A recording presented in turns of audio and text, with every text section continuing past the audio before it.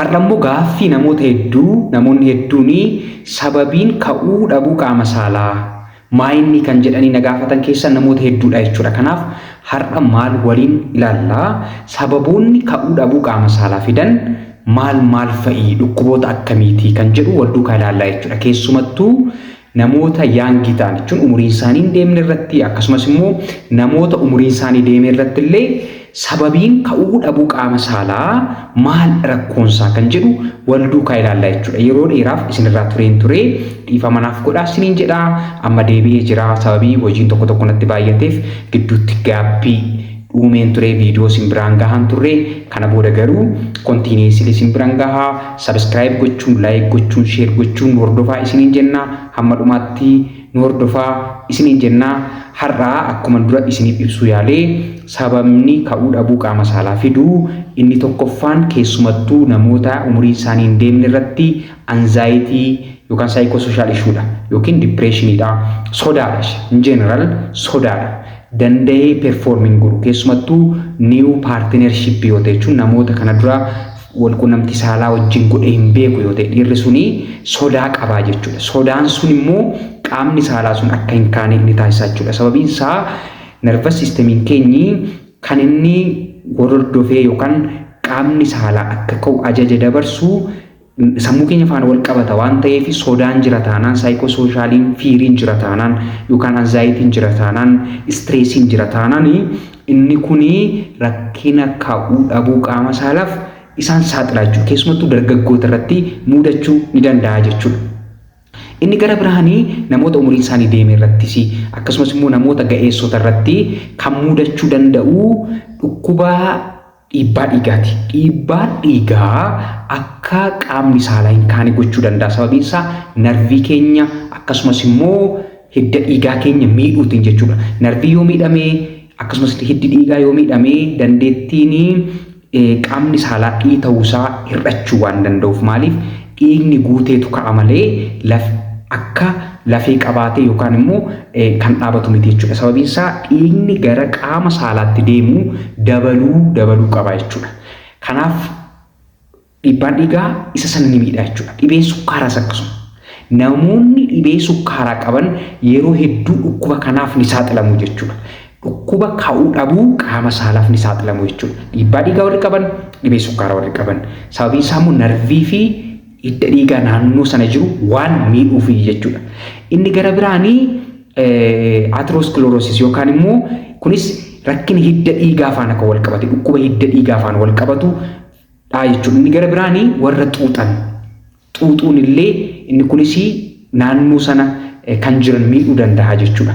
Rakkina hidda dhiigaa faana wal qabatan nutti fiduu danda'a jechuudha. Dhiphachuu hidda dhiigaa nutti fiduu danda'a jechuudha. Hiddi dhiigaa dhibbata taanaan immoo dandeettii dhiigni gara sanaatti gara qaama saalaatti deemuu hir'ata waan ta'eef qaamni saalaa akka hin dhaabbannee fi dhorkuu danda'a jechuudha. Kanaaf namoonni xuuxan sanaaf saaxilamuu danda'u jechuudha.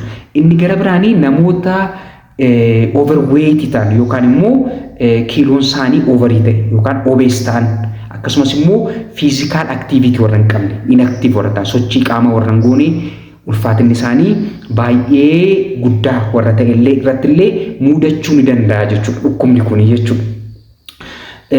Walumaa galatti dhugaa dubbachuu fi dhukkubni ka'uu dhabuu qaama saalaa dhukkuba sexual problemii qofa miti jechuudha.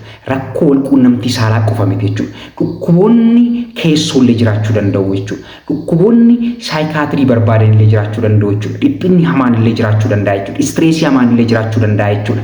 Kanaaf qoricha qaama saalaa kaasu prescribe gochuun rakkoo sana furuun hin danda'amu jechuudha. Maaliif gorsa barbaaduu danda'a akkasumas immoo dhukkuba jala jirullee tiriit gochuu danda'a jechuudha. Inni gara biraan inni torbaffaanii low testosterone yookaan testosterone isaanii gadi bu'aa kan ta'e dhiirota hormooniin testosterone gadi bu'aa ta'e illee kanaaf ni saaxilamu jechuudha. Inni gara biraanii qorichi tokkollee qorichi dhukkuboota biroof kennamu dandeettii ka'uu qaama saalaa hir'isuu danda'a. Akkasumas immoo qoricha nuyi suusiif fayyadamnu sana miidhuu danda'a jechuudha. Dandeettii ka'uu qaama saalaa keenya miidhuu danda'a jechuudha.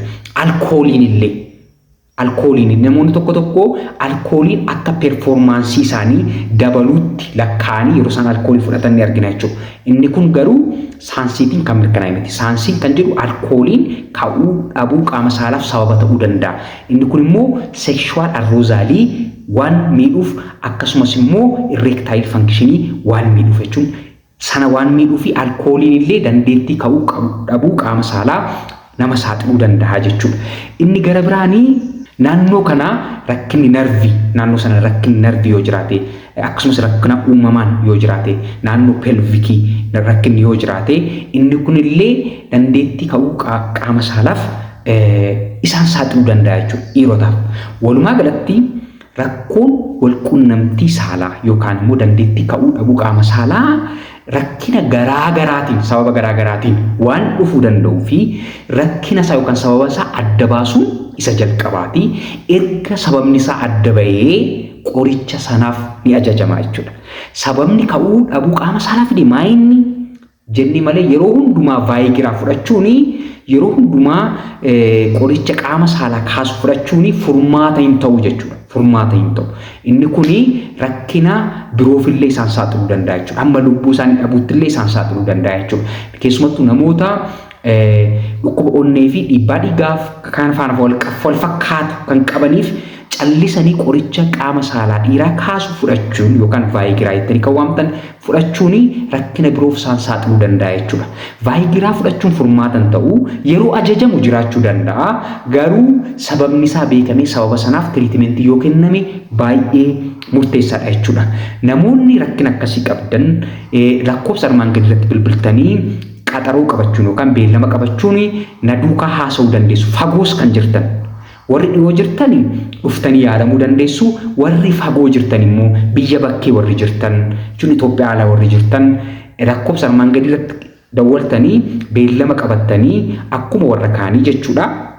Dhukkuboota biroofis dhukkuba asmiif, dhukkuba saayinesiif, dhukkuba dhiibbaa dhiigaaf, dhukkuba istrookiif, dhukkuba kaansarii, dhukkuboota garaagaraaf akkuma namoonni konsaltina godhan bilbila kanarratti dawwalanii isinis bilbiltanii beellama qabattanii beellama qabachuu qofaadha kan isinirraa eegamu malee nama beellama isin qabsiisuu biratti dhukkuba akkasiin qaba jettanii piraayiveesii keessan yookaan konfiidenshiyaali keessan bakkeetti baasuu hin qabdan jechuudha. Ani doktara argachuun barbaade kanaaf jettanii silkii kanarratti dawwaltanii waan barbaachisu erga guuttanii booda beellama qabachuu dandeessu. Nuyi immoo sa'aatii sanarratti isin bilbillee yookaan immoo barreeffamaanis ta'uu danda'a, karaa telegiraamis ta'uu danda'a, koominikeet isin gochuu dandeenya jechuudha. Lafa nagaa oolaa, lafa nagaa bulaa, hin dhibamiina. Yoo dhibamtan immoo isinii jirra dawwalaa isinii jenna. Galatooma.